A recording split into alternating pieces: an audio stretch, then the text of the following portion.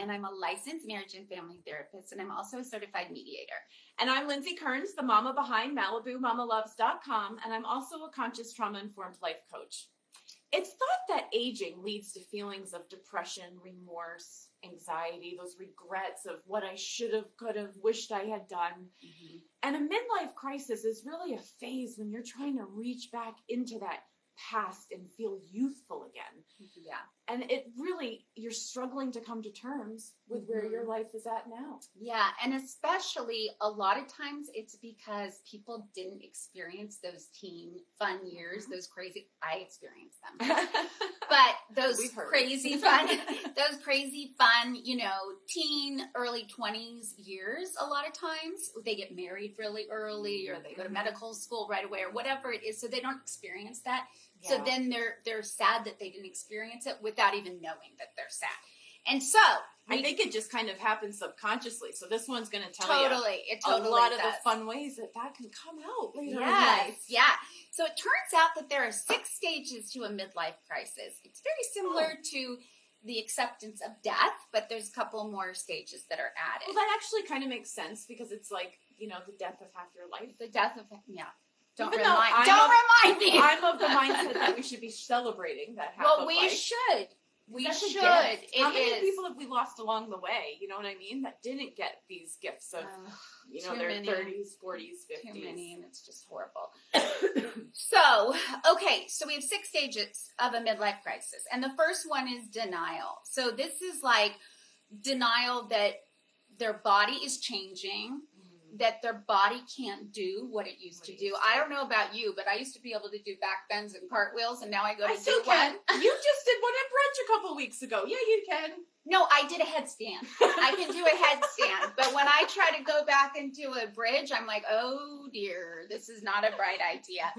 And then their body doesn't look the same. I mean, so wait, are we saying that I'm clearly in denial because you play pickleball like a champ, man? Your body is great. That's only because I work at it. We can do this. But my body is not quite as it was before I had kids. So wait a minute, am I in the first stage of midlife crisis? I think that I've already gone through it, and maybe you're starting to go through it. Okay, so they withdraw. They just really pull back because they don't really know what's going on. They kind of know what's going on, but they don't fully know.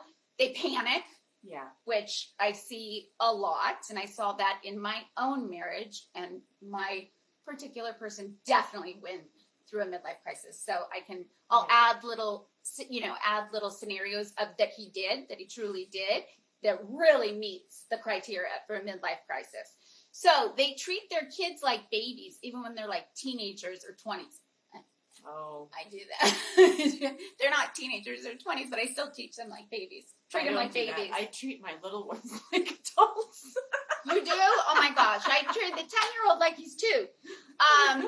Okay, so they think a lot of times that their spouse is washed up because it's just easy to think, I think that's a little bit of a transference, right? Like, because they're feeling that inside. So they're like, they project that onto their spouse. Yes. Yeah, they are. It's easier to put it onto your spouse. Even if your spouse looks great, Projection is a horrible thing. It is. Okay, they use clothes or plastic surgery maybe to mitigate how they're feeling, that panicked feeling of, oh my God, I'm getting old. My life is half over.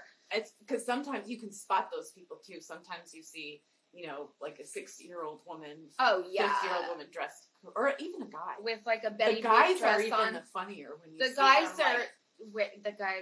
guys are way. I'm sorry, they're not way worse. But with men, I will tell you. Well, it's human nature. I think it's men and women. They're all. It is. It is. It can happen to either. It can happen to either. I can tell you in my own marriage that he bought a new BMW.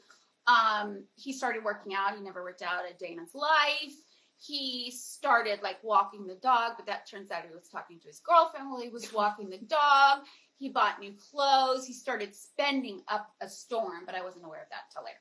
Okay, you were in the first stage of midlife crisis denial. Yes. Where I'm at now. No, I wasn't. Well, I probably wasn't denial. He was too, probably. Okay, the next stage is anger, which is very similar to death. And this is anger that, once again, your life is half over, and we don't even. And I think could be less than half. It could be more than half. And I think this is more like you're angry at yourself for maybe not taking advantage of things, but you project that onto the world. Yeah, that's very true. Like a perfect example is like, I tried to be an actress. If I got to the age that I am and didn't get to try that, even though I was unsuccessful, I think I'd be really upset that I didn't try that. So that's a perfect example. You know, you see like lawyers all of a sudden becoming lifeguards or something. You know? I think they say you have an average of 5 careers over the course of your entire life. Have you heard that? No, but that sounds right. I've heard like major life changes, you know, during the course of one's life. Average people have about 5 different careers. That makes sense. I feel like I have. What about you? Definitely. Yeah. I think I'm on like 10. Okay, me too. Okay, lashing out, that makes sense. They're angry, so they're lashing out. So they criticize their spouse so that they can justify being mean. So I will give you an example. I will give you an example. And I've said this before when I told my lovely story about cheating. But when my ex-husband, what would happen is I'd get home late because I'm a therapist. So lots of times I get home at 9 o'clock and I would start cleaning the kitchen because when he cooked, it looked like a bomb went off. And so every time I would clean the kitchen when I got home, this was totally normal for us. You know what I mean? But when he started going through his midlife crisis / cheating or new friendship, right? All of a sudden he started getting really mean to me when I would clean and be like, go upstairs, go upstairs. What are you doing? You're so annoying. Go upstairs. And I was like, I always clean at 9 o'clock at night. Why is that? But that was that projection onto you. He was feeling so miserable. He'd done so many things that weren't being true to himself and not feeling good for him. Or true to his family. Yeah, exactly. Well, it gives them justification. And this happens. I mean, we could go over hundreds of stories like this, you know, of family friends and people that we've met along the way, and certainly clients we've worked with that, I mean, this is a common thing that people go through. And I feel like that's why we're doing this show and starting to talk about it, because if we talk more about it, that, okay, you're going to be experiencing this at some point in time. If we're more prepared for it, right, that will help prevent hurting others around us.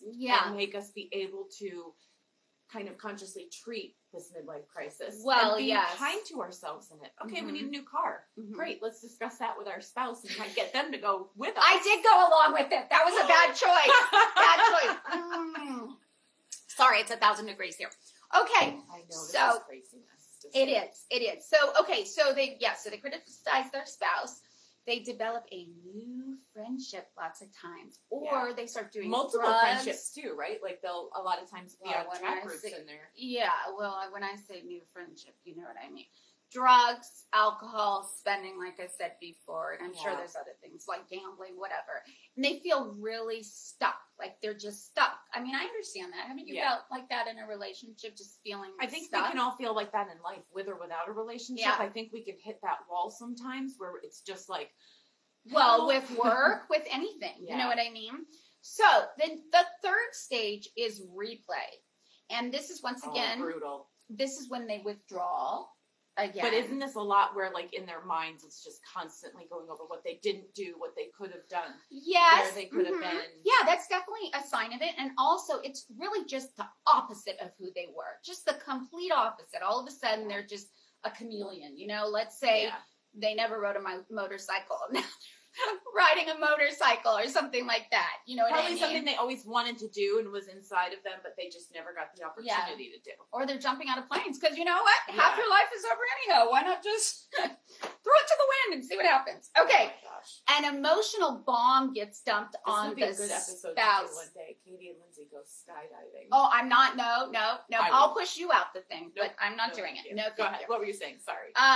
Okay, so an emotional bomb gets dumped on the spouse. So this again, like I said before, is the potential affair that happens a lot. Drinking, drugs, spending, gambling, whatever the heck you want to do so that you don't have to deal with your pain. Then number 4, depression. Okay, this is when they kind of really look in the mirror and they start going, what have I created? You know what I mean? Depression is brutal. Oh, it's painful. I mean, no matter no matter why you're experiencing it or what, avenue brought you there. Yeah, exactly. And that's why, again, I keep reiterating this. We got to talk about these things because this is normal to go through. If you're identifying with any of these emotions and any of these things, like, this is a normal human experience. And by withholding it and keeping it into yourself, that's where you're going to run amok. Yeah. That's when trouble hurts, and that's when life-changing things can occur that will affect the rest of your life out of control right now. So you need to focus on that right now, and that's why we need to talk about these things and draw awareness around it and say it's normal to feel this way. Don't go cheat. Don't go spend money. Or if you do cheat, come clean. Because you can, I know a ton of relationships where the person has gone through a midlife crisis, they've cheated, they've broken up, and then they've gotten back together and actually the relationship was healthier. Of course, many don't work out, but anyways, okay. So they feel like a failure. I don't know if I already said that.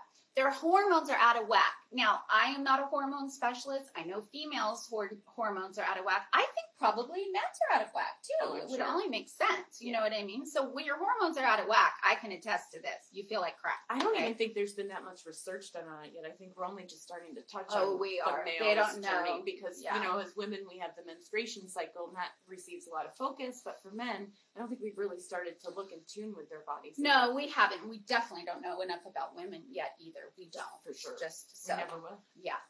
Let's hope we don't. Okay. No self-esteem. But of course, I feel like this was happening from day one. Yeah. They can even attempt suicide during this time. It would be better to go on antidepressants, and exercise and stuff like that. They feel guilt, like we said. This is a time when they really need to look at their childhood and heal that trauma. And this is a time when lots of times people keep everything hidden. And this is a time when it all comes out of like, I was abused or whatever happened. For sure. But to deal with that. Okay. So as far as a spouse, you don't want to pester them and pester them and pester them.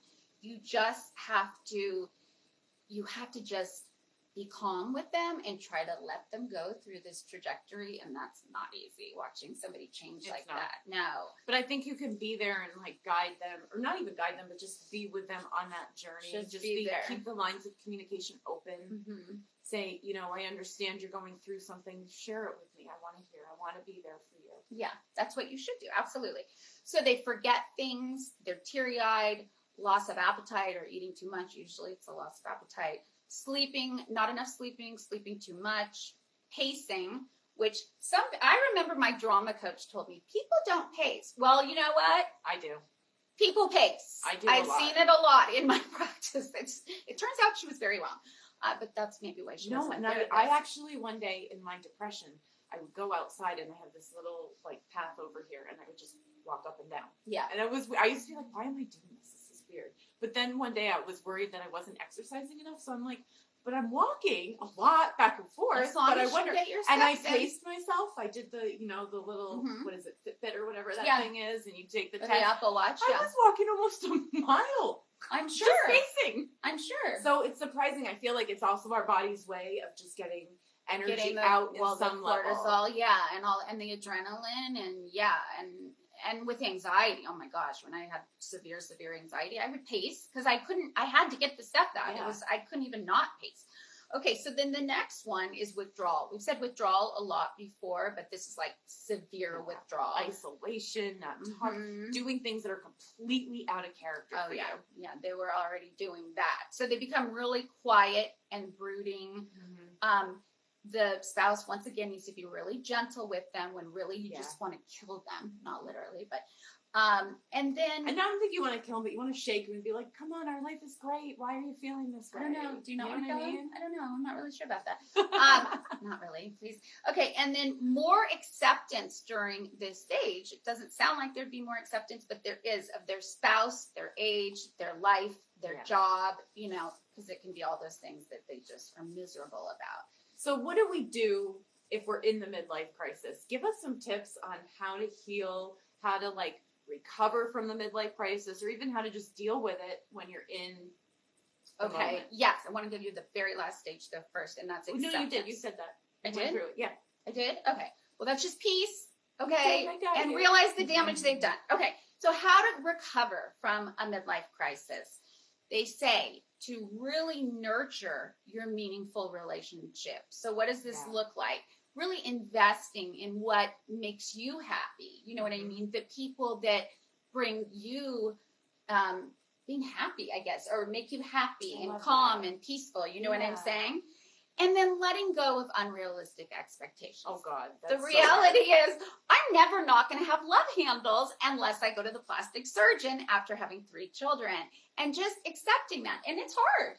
It's hard to very accept. hard to accept what's going on, especially as like life progresses. Because I feel like in our teens and our 20s, we're so on fire and we can take over the world. And we don't ever really expect this portion to come. No, we don't have a wrinkle in our 20s, and that makes things nice too. I mean, some do. Really commiserate with your friends. Like, you know, other people are probably going through the same thing, so you won't feel so alone. That's why we're saying talk about it. Like, if you are feeling this way, if you're feeling regrets, if you're feeling disturbed, if you're feeling bored, if you're feeling on autopilot, like, talk about it with people. Yeah. That's your best way to move forward. That's your best way to just become aware and understand this is normal. This is the human experience, right? I agree. And then live for the moment. This is so hard to be in the moment in life. Yeah, you know, it's like when we're texting and we're talking on the phone and we're driving. And do you know what I'm saying? Nobody's in the moment anymore. And it's so sad because we're not appreciating being in the moment. I know I do this. I look back at life and I'm like, wait, that was so much fun. But then when I was there, I was like, that wasn't fun. When I was in that moment, you know what I mean? Especially now when you've been in the grieving process and everything you've been going through with your dad. Yeah. There's a lot of that, I feel like, going on. And it's hard to just stay focused and say, okay, you know, like, instead of grieving that, or I guess it is some level of grieving, but being thankful for that time is what's important. It's going to make me cry. Thanks a lot. You already made me cry before we started this. No. She's crazy. Anyways, I think, but I feel like that's, you know, a portion of that moving forward and just accepting and being aware. And it's okay to feel that way. It's okay. Yeah. It's okay to cry. It's okay to have a tough time. It's okay to be like, holy crap, I'm turning 45 and what am I going to do? And I'm miserable. I hate my job. I want to be a lifeguard, whatever it is. This isn't what I thought it would be. Yeah. You know what I mean? That's okay that that's happening. Let's talk about it. Let's vibe on it. Yes, let's vibe on it. So that's like the current saying with these teenagers.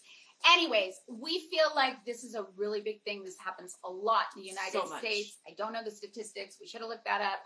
But we wish you a wonderful weekend. Have a great weekend. Appreciate those that are around you. Be happy with where you're at. Yeah. We'll talk more about this in the upcoming weeks. But I think on Monday we were going to go back and talk about how to get your girl back. Your girl back. How to get your girl back. We will be doing that. All right. So you guys have a great weekend. Yes. And we will see you on Monday.